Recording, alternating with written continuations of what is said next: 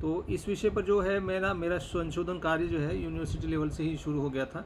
बाद में शुरुआती दौर में मुझे कुछ किताबें नहीं मिली, लेकिन बाद में मुझे इंटरनेट का जैसे ही प्रचार हुआ, जैसे व्हाट्सएप आ गया और इंटरनेट काफ़ी सुलभ हो गया, तो उससे मुझे कई सारे रेफरेंसेस और मिलने लगे। तो मेरा जो रिसर्च था कि मैं कई बार देखता था कि अंग्रेज़ी में भी हमारी भारतीय भाषाओं का कुछ दिखाई देता है। जैसे व्युत्पत्ति परक जो है, जैसे रन शब्द है, तो हमारे यहाँ पे एक मराठी में शब्द है रन शब्द, RUN रन अंग्रेजी का शब्द है, लेकिन हमारे संस्कृत में और मराठी में भी रणांगन एक शब्द आता है। तो रणांगन क्या है? तो वहाँ पे जहाँ पे दौड़ दौड़ कर जो युद्ध आदि किया जाता है, तो मैं बार बार जो देखता था कि इनमें काफ़ी साम्यता है, और मुझे बार बार ऐसा लगता था कि इन सबका मूल कहीं एक से है। तो शुरुआत में मुझे लगता था, लेकिन फिर मुझे किताबें नहीं मिली। बाद में जब है मुझे धीरे धीरे किताबें मिलने लगी और उसके कई सारे रेफरेंसेस मिलने लगे। इसमें सबसे बड़ा जो योगदान है अजीत वडनेरकर जी का है। उन्होंने शब्दों का सफ़र नाम की एक बहुत अच्छी पुस्तक लिखी थी। उसके बाद में उसका दूसरा संस्करण आया, उसके बाद तीसरा संस्करण आया। उसमें एक शब्द का दूसरी भाषा के साथ में कैसे संबंध है और उसका व्युत्पत्ति पर कैसा अर्थ है वो भी दिया गया था।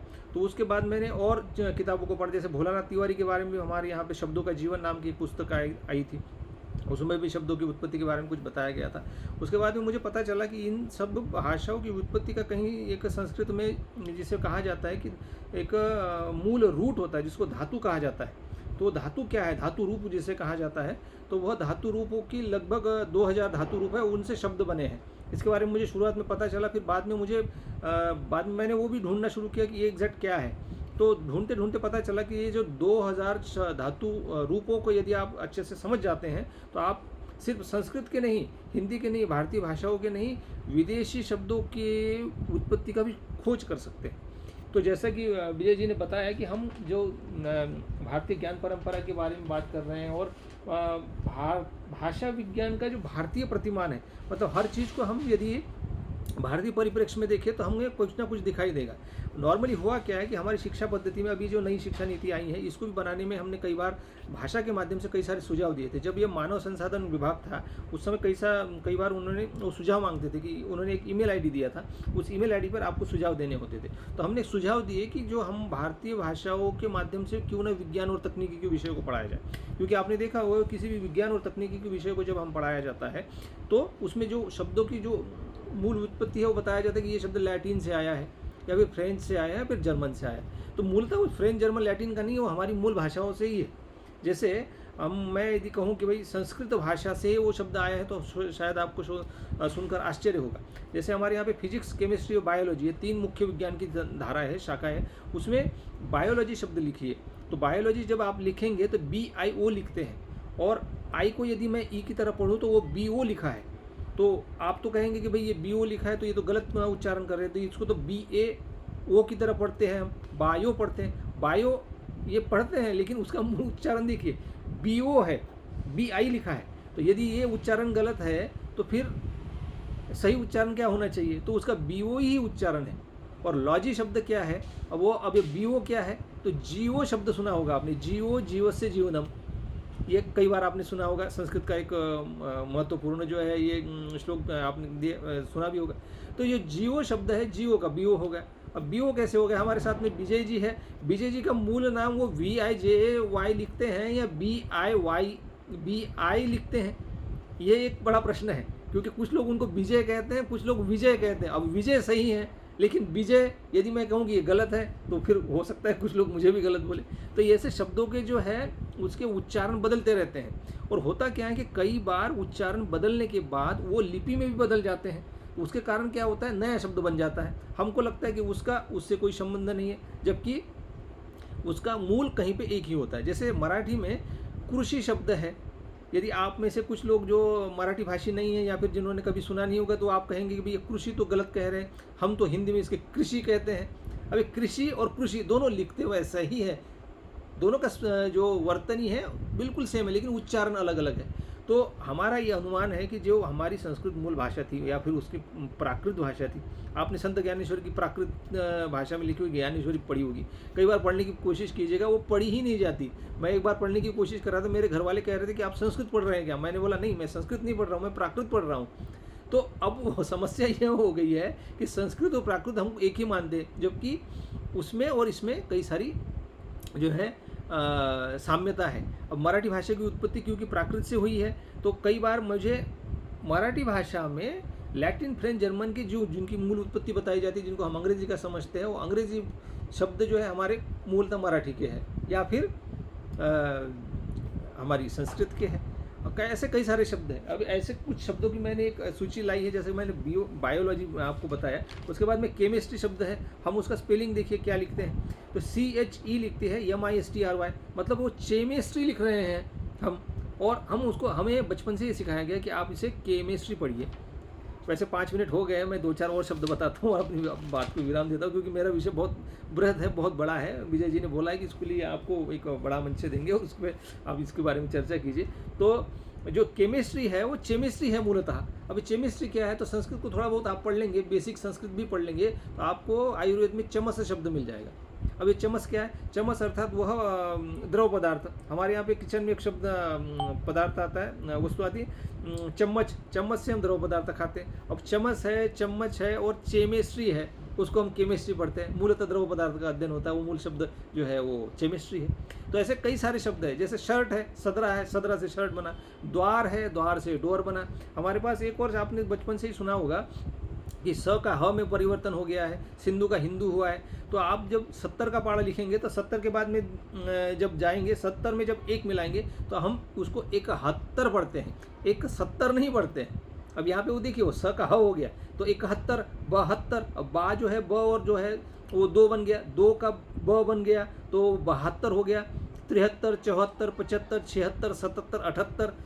तो ये जो है, जैसे शब्द बदलते रहते हैं, और जो बदलने का जो उच्चारण है वो भी जब लिपि में आ जाते हो, तो इससे कई सारे नए नए शब्द बन जाते हैं। अब नए नए शब्द बनते हैं तो उनको नई नई भाषाएं हम उनका नाम दे देते हैं, जबकि मूलतः उनका एक ही है। जैसे पूरा जीनियोलॉजी का आप यदि अनुमान निकालेंगे, जो जीनियोलॉजी के बहुत विज्ञान में बहुत अंदर गए हैं, वो जानते हैं कि किसी एक स्त्री या पुरुष से ही सारी दुनिया बनी है, जिसको हमारे पुराणों में मनु और शतरूपा आदि के बारे में जाना जाता है। तो हमारे पुराणों में, हमारे वैदिक संस्कृति में ये कई सारे कंसेप्ट ऑलरेडी है, लेकिन हुआ क्या कि उसको सही ढंग से बताया नहीं गया, क्योंकि हमारे पाठ्यक्रम में वो चीज़ें नहीं आई। तो ऐसे कई सारे शब्द है, जैसे जीव से जुड़ा हुआ एक दूसरा शब्द मैं आपको बताना चाहूँगा, लीव शब्द है, उसको हम लायु भी बोलते हैं। वो लीव जो है वो जीव ही है, जीव शब्द का ही लीव शब्द बन गया, ज का ल हो गया। तो ऐसे कई सारे शब्द है। वाहन शब्द ले लीजिए, वो वैगन है, वैगन, वाहन से वैगन शब्द बना है। एक और शब्द हमने अंग्रेजी में एक और हमको गलत सिखाया गया, जैसे जो लिखा है उसको ज़रूरी नहीं कि आप जो समझ रहे हो वो वही हो। जैसे अपर शब्द का स्पेलिंग यदि मैं आपको कहूँ कि आप में से कुछ लोग गलती से APPER लिख देंगे, लेकिन वो अपर जो लिखा हुआ है वहाँ पे मुँह हमको बस सिखाया गया कि UPPER पढ़िए।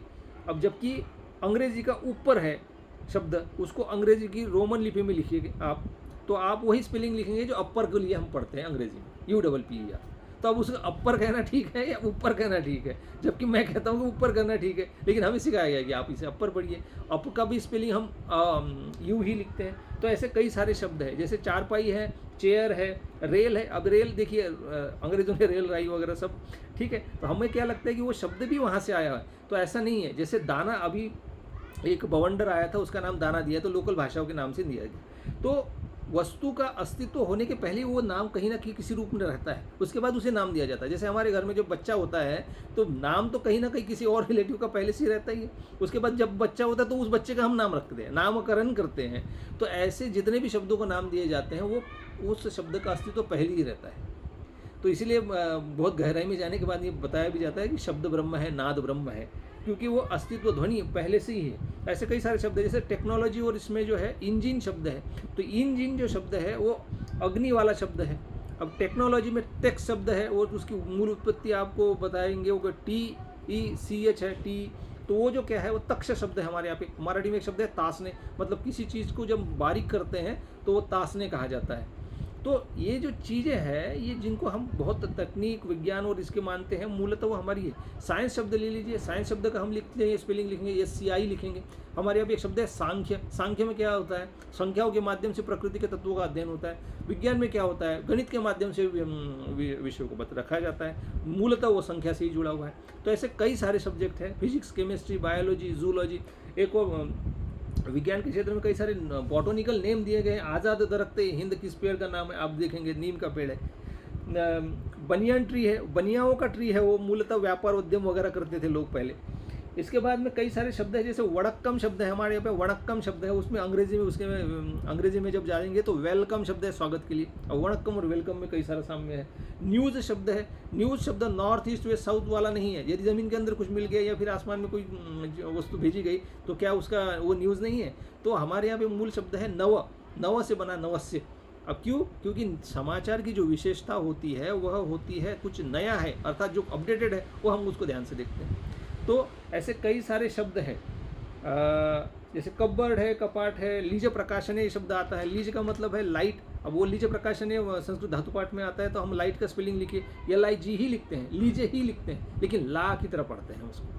तो ऐसे कई सारे शब्द है। इग्नाइट है, अग्नित है। साइकोलॉजी में पी साइलेंट है, लिखना है लेकिन उच्चारण नहीं करना है, तो वो मूलतः शब्द क्या है? तो हमारे यहाँ पे परा, पश्चंती, मध्यमा, वैखरी वाली 4 वाणियाँ बताई गई, तो वो पश्चंती वाणी है। पश्चात शब्द है, पश्चात से पश्चंती, पश्चंती से पश्चोलॉजी, पश्चोलॉजी से साइकोलॉजी। लेकिन देखिए उच्चारण साइकोलॉजी करना है लेकिन पी लिखना है। तो जो साइलेंट शब्द है इसमें 2 चीज़ें आसान होती है, जैसे कि हम आई के सामने एम लिख रहे हैं तो बच्चों को भी आसान हो रहा है। जैसे नई शिक्षा नीति के माध्यम से और भारतीय प्रतिमान के माध्यम से हम यदि समझने की कोशिश करें तो जो कठिन विषय है वो भी आसान हो रहे हैं।